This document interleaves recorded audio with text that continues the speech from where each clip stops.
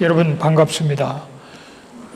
1년 만에 돌아왔는데 우리 최 목사님 또 성도들을 뵈면서 또 눈에 익은 분들도 여러분 계시네요.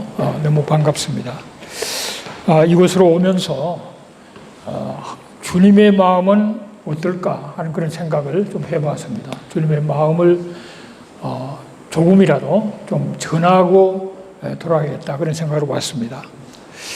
아주 굉장히 잘 사는 집안에 그 아들이 있었는데 어린 아들이 학교에 가서 이제 장물을 썼어요. 장물을 썼는데 뭐 이 집은 워낙 잘 사니까 운전사도 있고 정원사도 있고 뭐 집안에도 집안 일을 돌보는 분이 여러 분이 있는 이 정도로 잘 사는데 이 아이 장문 내용이 우리는 너무 가난하다. 그래서 운전사도 가난하고 정원사도 가난하고 밥 짓는 아줌마도 가난하다. 그렇게 글을 쓴 거예요. 그러니까 자기는 굉장히 가난하다고 생각하는 거예요. 예루살렘 성도님들을 대하면서 예루살렘 성도님들은 이 예루살렘에 사시면서 뭘 생각하고 사실까 생각을 해봤어요. 혹시 잘 살면서도 나는 가난하다고 생각하는 아이처럼 그런 분들이 없기를 바라면서 이 예루살렘 성도님들의 그 주님께 상하신 그 마음은 엄청난 그런 것이라는 사실을 나누고 싶습니다. 왜냐하면 성경이 말씀하시기를 이 이스라엘은 세상의 중심이라고 그랬잖아요. 세상 한가운데 있는 것이 이스라엘인데 이 세상이라는 것은 땅이거든요. 에레츠인데 한마디로 이 지구 전체의 가장 중요한 가운데가 이스라엘이고 또 이스라엘의 중앙이 예루살렘이기 때문에 너무나도 중요한 곳에 여러분들이 지금 살고 있다는 거예요.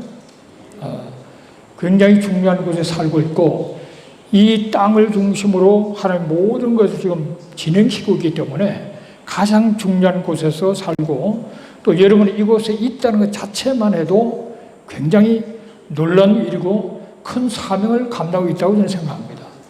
특히 전쟁 중에 있는데도 여러분 이곳에서 살고 있고 여기서 기도하고 있다는 사실이 굉장히 귀한 일이다.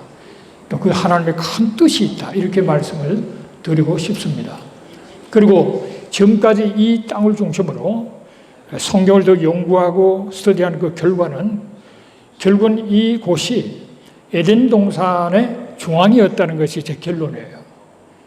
그런데 대홍수로 말미암아 이 지각이 변동되고 원래 땅이 하나인데 오장육주가 육대주로 나누었기 때문에 여러분 실감이 잘 되질 않지만은 그러나 연구하고 연구해 볼수록 바로 원래 대홍수 나기 전에 에덴 동산의 중앙이 이곳이었다는 거예요. 이곳. 할렐루야. 네. 그 증거를 제가 쓴 책에 보면 12가지를 제가 성경 말씀과도 12가지 증거를 대고 있는데요. 근데 이제 여기 사는 사람들에게 실감이 안 난다는 거예요. 제가 볼 때는. 여기가 무슨 에덴 동산 중앙인가 이렇게 생각하는데 그러면 에덴 동산 중앙을 서울로 해버릴까요, 그냥? 에덴 동산 중앙에 선을 알게 하는 나무가 있었잖아요. 그리고 생명나무 있었고 바로 이곳에서 아담이 하와가 선을 알게 하는 나무 열매를 따먹음으로 말미암아 저주가 임하고 죽음이 임한 거잖아요. 그래서 이 저주가 임한 바로 이 시작된 이곳에 예수님께서 오셔서 십자가에 달리셔서 그 저주를 감당함으로 우리에게 살 길을 열으실 뿐만 아니라 앞으로 에덴 동산의 그 모든 것을 회복하는 것이 이 예루살렘 중심으로 된다는 것을 늘 생각해야 됩니다.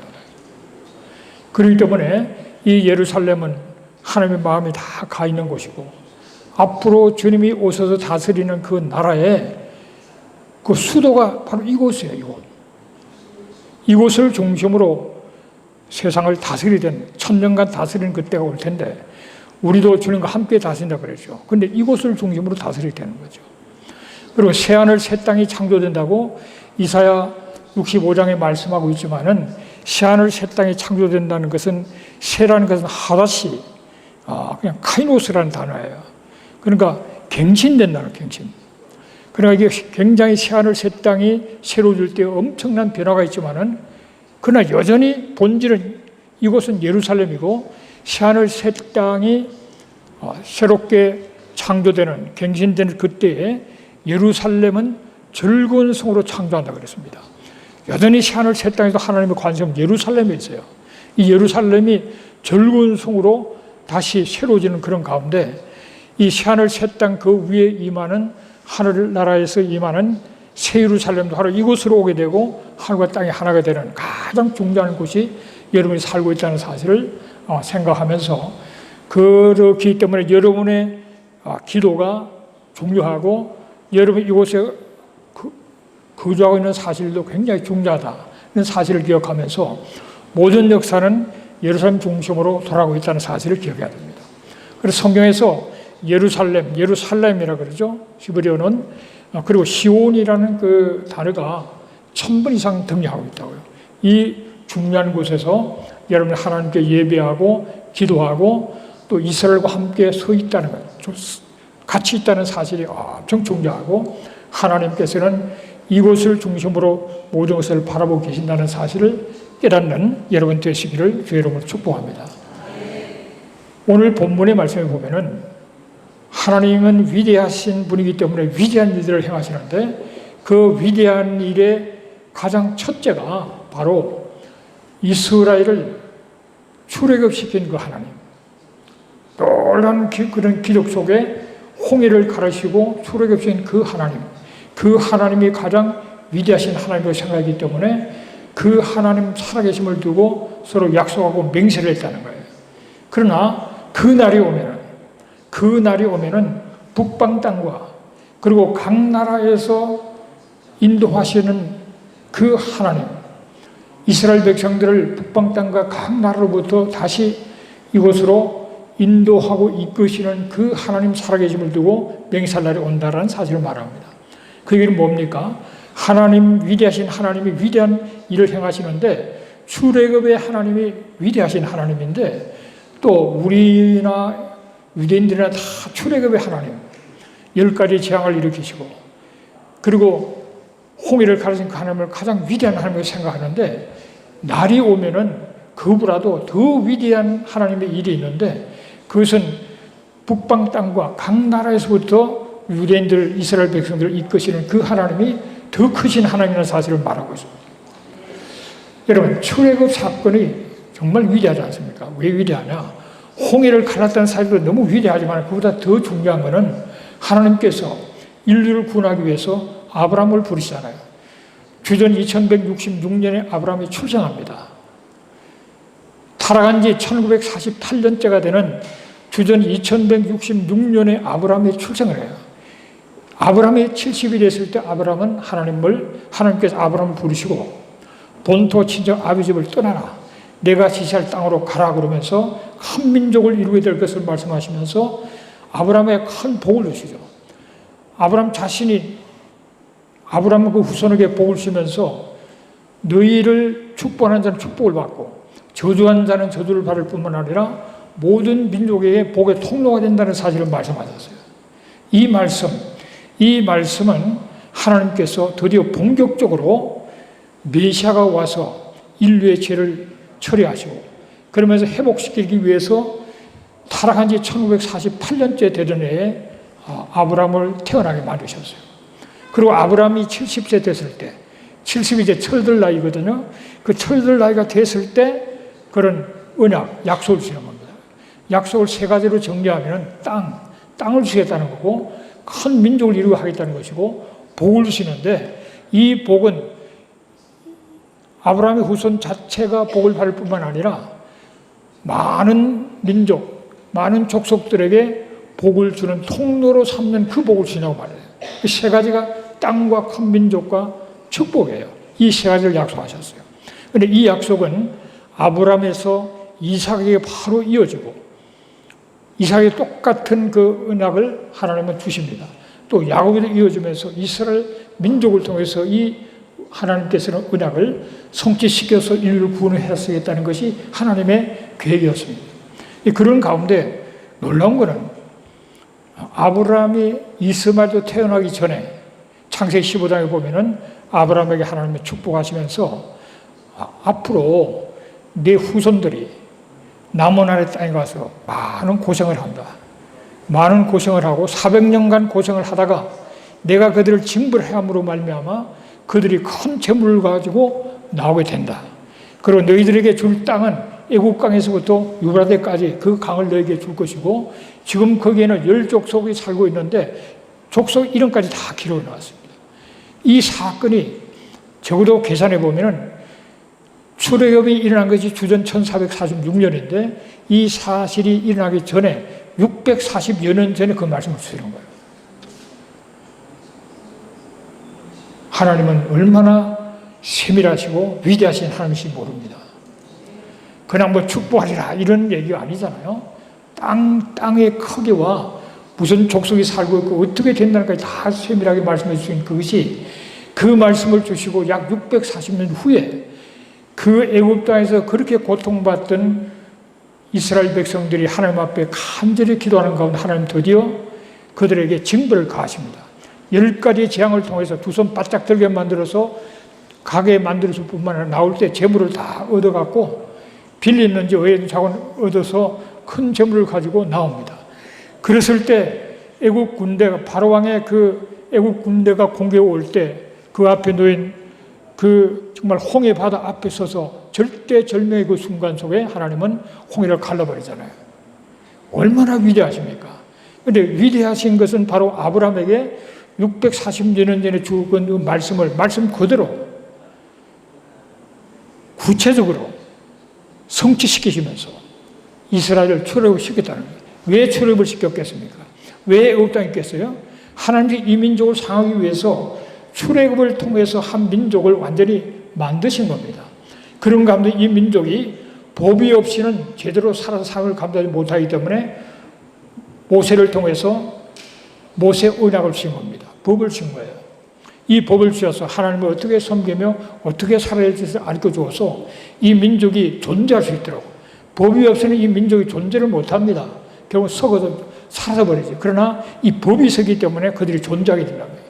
그러나 그들이 그 법을 제대로 못 지키고 있는 것을 아시고 하나님은 새 언약을 주실 뿐만 아니라 다윗 언약을 통해서 앞으로 메시아는 아브라함의 후손과 다윗 후손으로 오실 뿐만 아니라 그 메시아가 다윗에게 줄 언약의 성취로 메시아 왕국을 다스리게 된다는 사실을 말씀하고 그러면서 예루살렘을 중심으로 다스려야 될 것을 성경에 약속하고 있는 거예요. 이 말씀들이 그대로 진행되고 있는 가운데 결국은 아브라함을 부르시고 약 2000년 뒤에 예수님이 이 땅에 태어나십니다. 이 땅에 초림하셔서 십자가에 달리시고 승리하심으로 온 인류를 구원하는 길을 여셨다. 그리고 그래서 어떻게 보면은 예루살렘을 중심으로 메시아가 이 땅에 오게 하기 위해서 하나님은 아브라함을 부르셨고 이스라엘 민족을 일으키시고 그 후손으로 드디어 예수 그리스도 이 땅에 오게 하셔서 우리를 위해 십자가에서 우리의 죄값을 치르게 하신 그 가운데 지금 가장 위대한 사건이 예수님의 초림이잖아요. 그리고 초림하신 지 주님의 재림을 바라보고 있는 우리에게 주님이 재림하기 위해서 초림하신 지 1948년도에 이스라엘 독립을 시켰어요.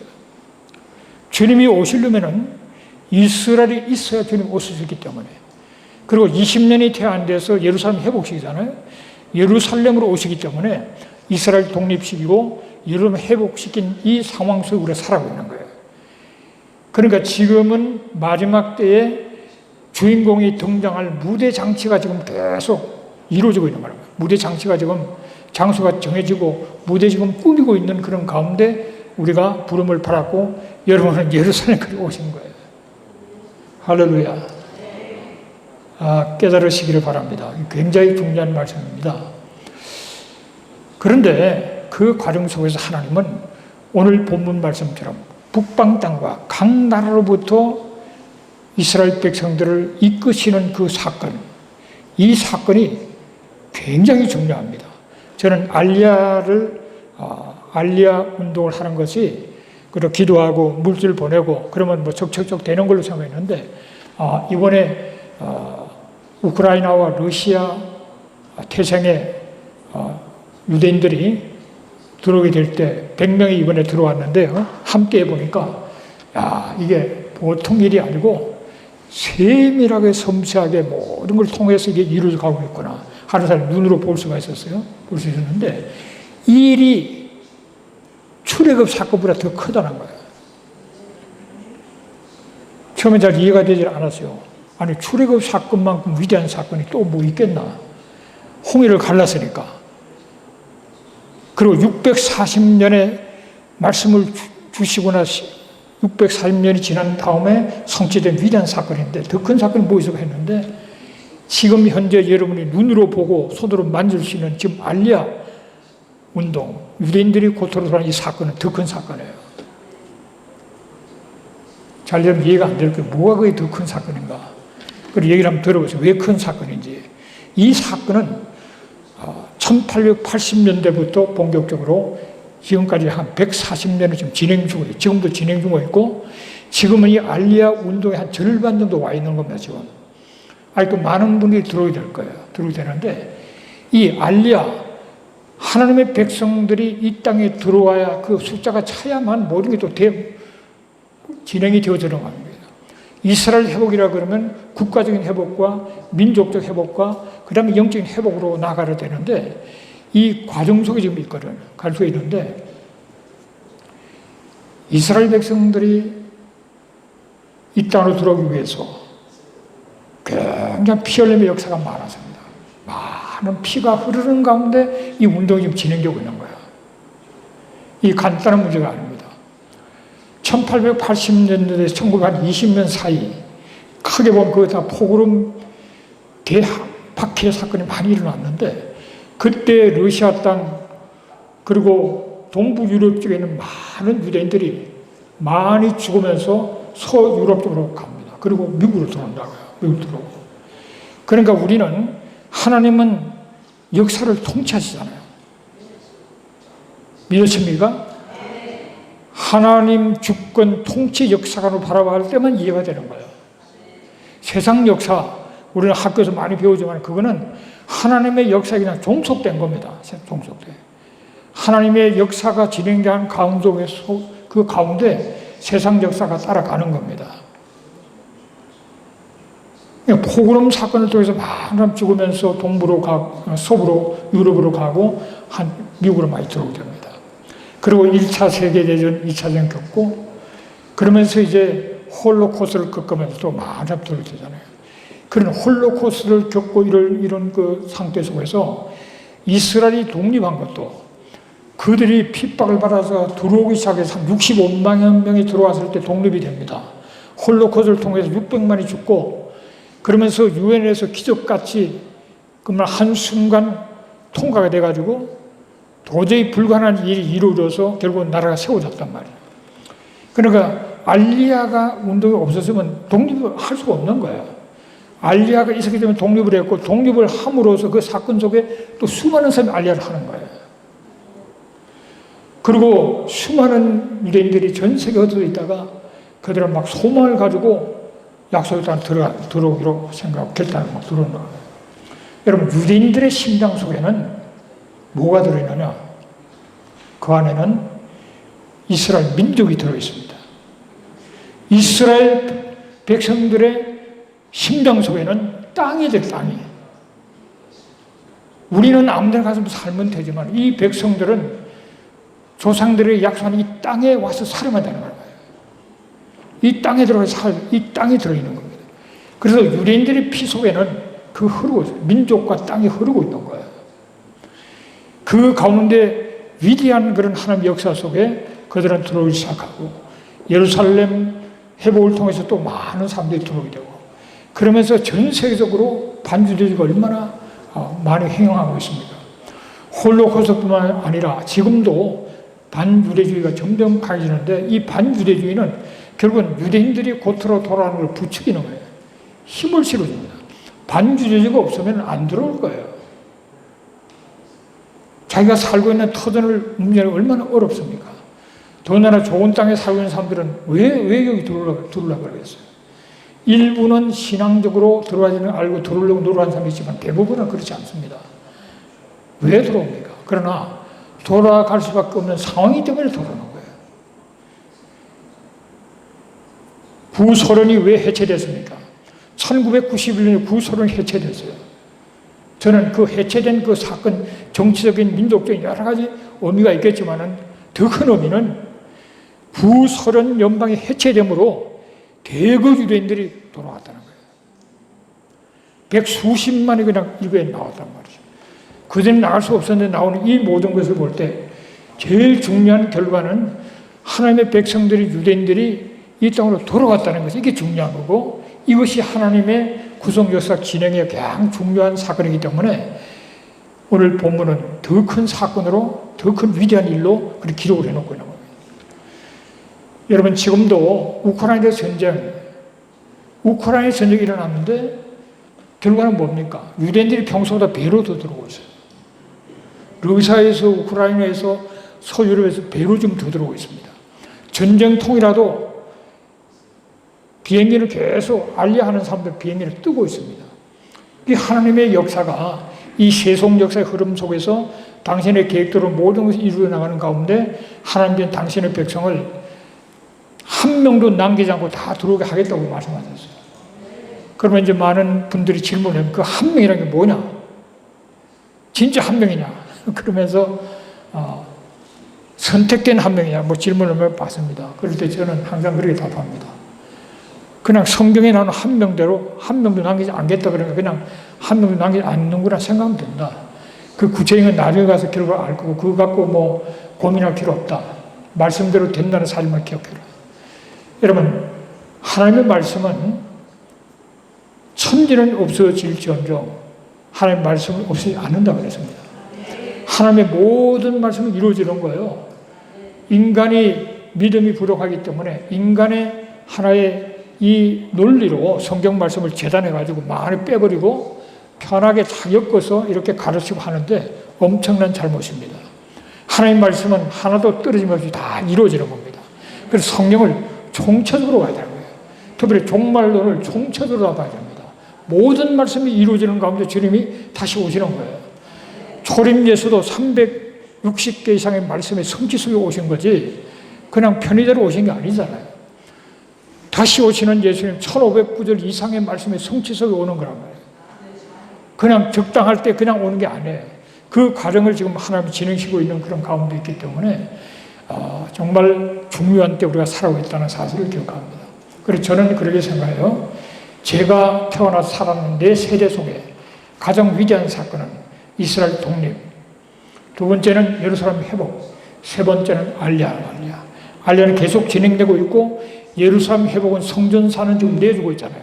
그런 건 지금 진행되고 가고 있는 겁니다. 이거를 위해서 모든 세상 역사가 좀 움직이고 돌아가고 전쟁이 일어나는 겁니다. 그래서 여러분들은 이 예루살렘에 살고 있다는 것이 저는 그렇게 생각해요. 그냥 여기 있기만 해도 저는 감사하게 생각해요. 이스라엘 땅에서 함께 있어 준다는 것에 큰 위로가 되고 감사한 거예요. 그런데 여러분은 이 전 세계가 수십억이 예루살렘을 위해서 기도하고 있잖아요. 예루살렘을 위해서 기도하고 있습니다. 또 많은 사람들의 그 마음은 여기 와 있습니다. 그 가운데 더 열심히 있는 사람들은 왔다 갔다 하면 기도하고 또 그냥 마지막 선교지로 그냥 일로 오는 분이 많잖아요. 특별한 주님의 마음이 있는 곳이기 때문에 하나님의 그 이름을 두신 곳, 하나님이 계신 곳이 바로 이곳이고 이곳을 통해서 앞으로 큰 위대한 역사도 다 일어날 것이기 때문에 예수님이 이곳에서 죽으셨고 그리고 이곳에서 가장 중요한 성경 말씀도 이곳에서 다 가르쳤고 그리고 이곳에 성령이 임하셨고 주님은 이곳에 부활하시고 성천하시고 성령이 임하시고 교회가 시작될 뿐만 아니라 결국은 주님은 이곳으로 오셔서 메시아 왕국을 다스릴 것이고 그리고 결과적으로 세루 사람도 이곳으로 오는 겁니다. 물론 뭐 새 땅은 완전히 변하던 세상이겠지만 하나님 보실 때 아무리 변화해도 하나님 보실 때 예루살렘은 바로 거기 있는 거예요. 글로 새로 삶임에서 정말 물적이고 영적인 세계가 하나가 되는 그런 가운데 우리가 영원히 살게 되는 그날이 오게 된다는 사실을 기억하게 되시기를 주님 축복합니다. 그래서 여러분들이 이곳에서 예배드리는 것은 세상 어느 곳에서 예배드리는 것은 차원이 다른 거라고요. 예배를 여러분 들으시고 또 이곳은 가장 영적인 전쟁의 가장 최전방에 있는 것입니다. 그러니까 여러분은 더 깨어서 기도하고 영적 전쟁을 승리하면서 앞으로 이 땅을 중심으로 일어날 위대한 하나님의 역사를 사모하면서 감격 속에 뜨거운 마음을 가지고 나가야 될 줄로 믿습니다. 신랑 예수를 맞이하기 위한 신부로 우리가 담당해야 되는데 영적으로 잘 무장해서 마지막 때 승리해야 되고요. 성경 말씀은 지금 하마스가 테러를 일으키고 이란이 뒤에서 밀고 전쟁이 일어나고 있지만은 이거는 하나의 프리뷰에 불과한 겁니다. 미리 잠깐 보는 것에 불과한 거예요.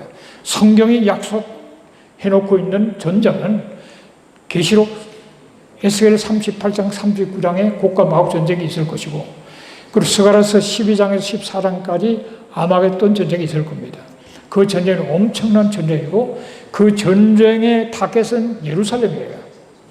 진격해 옵니다. 다국적으로 진격하는 날이 있을 거예요.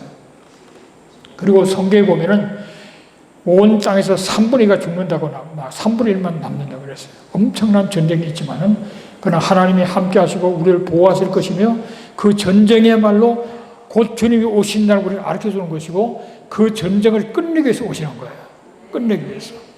그래서 곡과 마법 전쟁과 처절한 아마겟돈 전쟁이지만 그 전쟁을 위해서 우리가 할 수 있는 것은 기도하고 그 전쟁은 하나님이 직접 행하시기 때문에 주님이 오셔서 적을 제압하시고 그야말로 메시아 왕국을 향하여 나가는 하나의 과정이기 때문에 우리는 두려워할 것은 아닙니다. 그러나 깨어서 기도하고 우리에게 주어진 그 상황 속에서 하나님의 뜻을 따라 열심으로 믿음 생활하는 거죠. 그렇게 하고 있으면은 우리가 주님을 직접 만나기도 할 거 아니면은 죽으면 부활한 그런 모습으로 다시 만나게 되는 그날이 온다는 사실을 기억하게 되시기를 주님으로 축복합니다.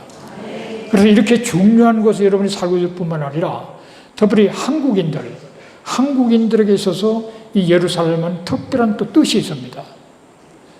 그래서 여러분들이 이제 와 있고 또 많은 성도들이 왔다 갔다 하는데 왜냐?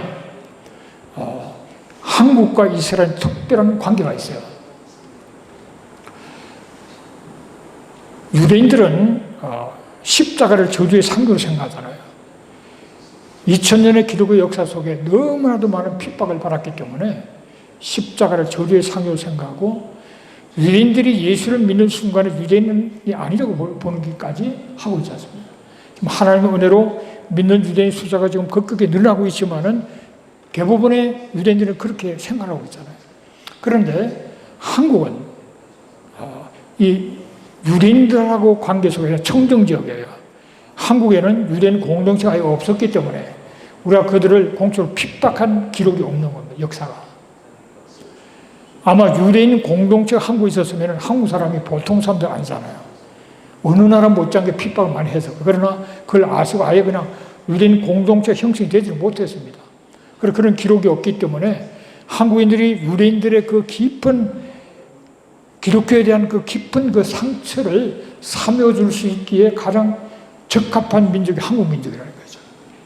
그러니까 우리가 가서 과거에 교회가 여러분이 잘못했다고 정말 미안하다 그러면 그 사람들은 고맙게 생각하고 받아줍니다. 그러나 독일 크리스찬이 가서 미안하다 그러면 고맙긴 하지만 이 속에 상처가 그냥 없어진 게 아니에요.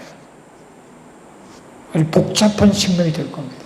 그래서 우리가 그들을 위로하기 가장 좋을 뿐만 아니라 하나님께서는 마지막 때 우리 한민족을 통해서 하실 큰 일을 계획하고 있기 때문에 우리 민족을 하나님께서는 굉장히 지금 높여주고 있잖아요. 전 세계 한류의 바람을 통해서 많은 좀 한국을 알게 됐어요. 제가 미국에 갈 때만 해도 한 40년 전에 미국에 공부하러 갔는데 그때만 해도 한국 존재가 없었습니다. 중국 사람이냐 일본 사람이 이렇게 물었어요. 그러나 한국이 기적같이 하나님께서 역사하셔서 2차 세계대전 이후에 많은 나라가 독립했지만은 지금 선진국에 들어간 나라는 한국밖에 없잖아요. 이스라엘 한국밖에 없습니다. 경제적으로 엄청나게 부흥했고 군사적으로 강국이 되고 그러면서 전 세계 사람들에게 뭔가 좋은 이미지를 주면서 좀 다가오게 만드는 그런 쪽으로 난 것은 그게 하나님 하신 거란 거죠. 왜 아멘 안 하십니까? 우리 생각보다 우리를 주위에 많은 나라들이 인정, 우리 한국을 모델로 삼으려 하는 나라가 너무나 많잖아요. 저는 이것은 하나님이 하신 일이라고 봅니다. 그리고 우리는 여러분 여기에 정말 선교사로 그렇게 와 계신 분들이 대부분인데 또 가족들이신데 여러분 이 선교라는 게 한국을 일으킨 것은 선교였습니다. 선교. 약간 3,000명 이상의 선교사들이 조선 땅에 왔었다고요. 그리고 한국 선교들과 또 선교사까지 포함해서 한 1,200명이 선교의 피를 흘렸다고요. 한국이 2차 세계대전 이후에 이렇게 급성에 부흥한 것을 기적이라고 그러는데 그 기적은 말씀의 열매가 기적이었어요. 선교사들이 우리 한국 조선 땅에 왔을 때 얼마나 우리가 무지하고 정말 양반 상놈 따지고 뭐 상투를 메고 다니는 거 상투 자르니까 다 큰 사람들이 막 울었다 그러잖아요. 너무너무 정말 열악한 환경 속에 선교사들이 와서 선교사들은 3사 운동을 벌였다 그래요. 3사 운동. 목사, 교사, 의사. 그러니까 그분들이 와서 이 너무나도 힘든 이 땅에 복음을 전할 뿐만 아니라 학교를 세웠어요. 그 병원을 세웠습니다. 그 똑똑한 사람을 의사로 키우고 이 나라에 한마디로 문명운동을 일으킨 거예요. 문명운동을 일으켜요. 그래서 똑똑한 많은 사람들이 교육을 받고 기독교 신앙을 가진 그런 정말 훌륭한 그런 교수, 훌륭한 학자들, 훌륭한 각 방면의 리더들이 나오게 됨으로써 한국이 변화된 것이지 그냥 뭐 그런 바탕이 없는 가운데서 갑자기 나라가 발전하고 막 선주국이 되고 그런 데가 없는 거예요. 그러니까 지금 개발도상국에서 선주국이 된 유일한 나라가 한국이잖아요. 근데 그 저변에는 이 선교운동이 있어요. 기독교 문명운동이 있다는 거죠. 복음만 전해서 되는 게 아닙니다. 사랑으로 섬기고 함께 복음을 전할 때 그 나라 사람들이 변화가 되고 깨어나서 그 나라가 그런 바탕 속에서 나라가 발전하게 되는 겁니다. 그래서 한국은 복음화의 역사가 엄청나게 일어났잖아요. 전 세계 가장 큰 교회, 각 교파별로 큰 교회들이 생기고 그 72년도에는 빌리그람 전도대, 74년도에 엑스폴로, 70년 민족 복음화 이런 막 큰 집회 속에 뜨겁게 기도하는 가운데서 이것이 바탕이 돼 이런 정신력과 이런 바탕 속에서 한국이 변화되기 시작했고 산업화가 이루어지고 민주화까지 해내는 자리로 나갈 수 있었다. 왜 그렇습니까? 하나님께서 하신 거예요. 마지막 때 우리를 서도 온 세계 성도를 쓰겠지만 특별히 우리 민족에게 특별한 사명이기 때문에 그런 여건 속에 우리를 키우셔서 이스라엘하고 FDA 협정도 맺고 지금 함께 서로 경력 나가지 않습니까? 그 우리의 역할이 너무나도 중요한 사실을 기억할 때고요. 요즘 저도 지난주에는 세미나를 인도하고 세미나 끝난 다음에는 참석한 몇 분끼리 그 건국전쟁을 봤어요.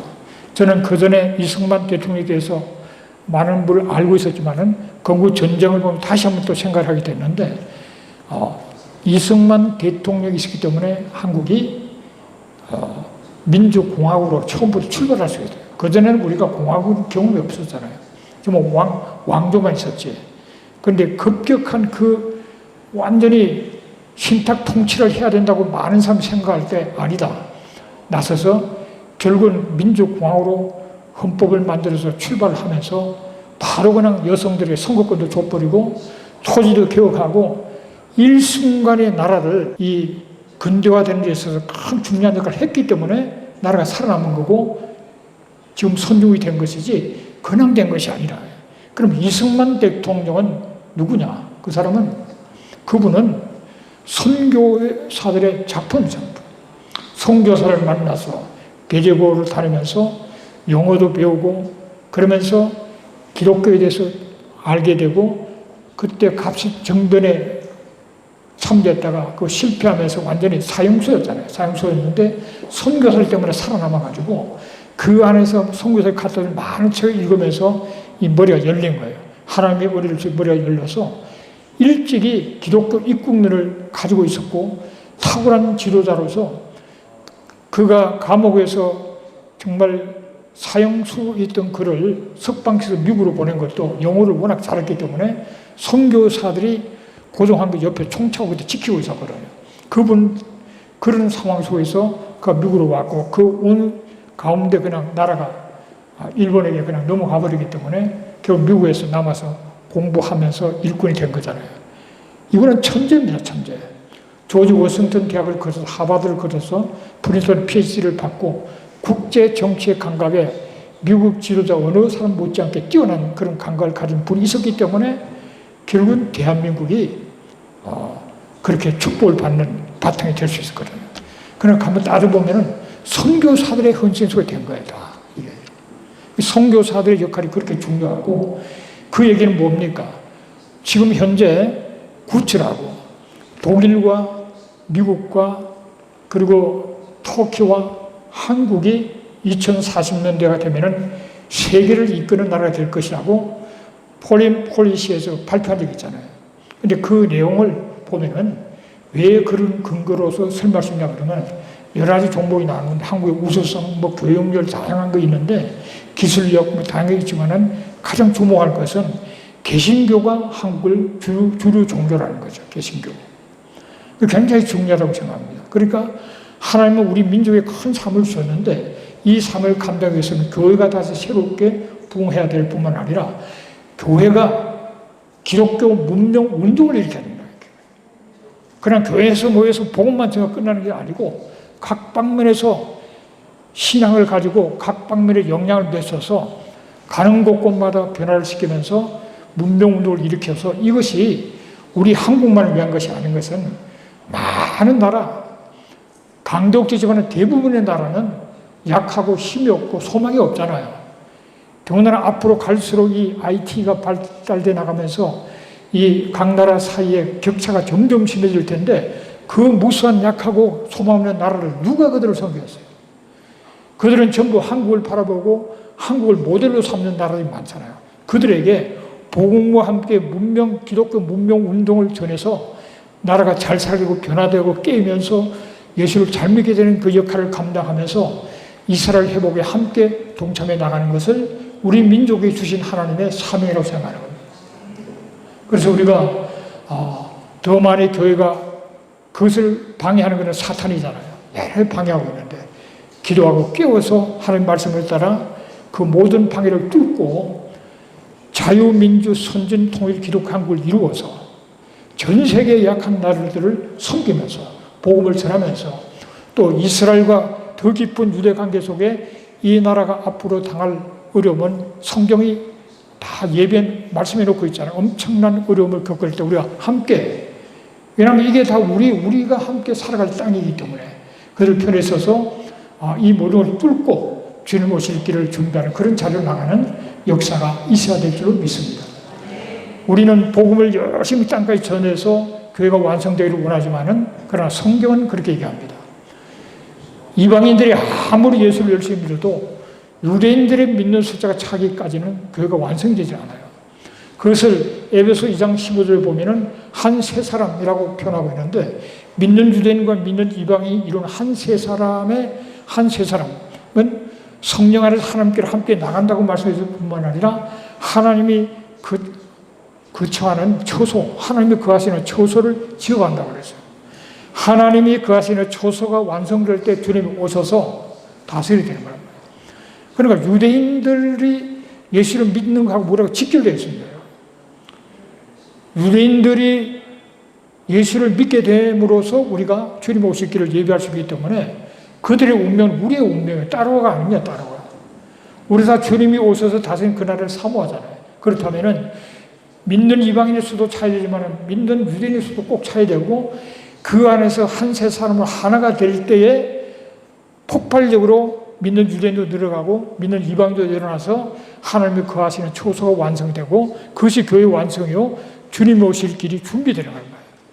그러니까 이게 이 땅이 나무나라 땅도 아니고 유대인들이 그들의 운명은 우리하고 다 연결되는 거죠. 그래서 함께 나가는 거라는 거죠. 근데 그런 역할을 여러분들은 바로 가장 중요한 위치에 와서 예배드리고 기도하고 각자의 사역을 갖는 이것이 가장 중요하고 또 이 모든 하나님의 역사에 제일 앞장서 나가고 있다는 사실을 기억하면서 승리하시기를 주의 이름으로 축복합니다. 왜냐하면 사탄은 갈수록 더욱 잔인하게 우리를 공격할 수 있기 때문에 여러분은 이 전쟁의 제전방에 있기 때문에 더욱게 말씀과 성령으로 충만하고 무장해서 이 싸움을 잘 싸우면 저들도 열심히 싸우겠습니다. 기도하겠습니다.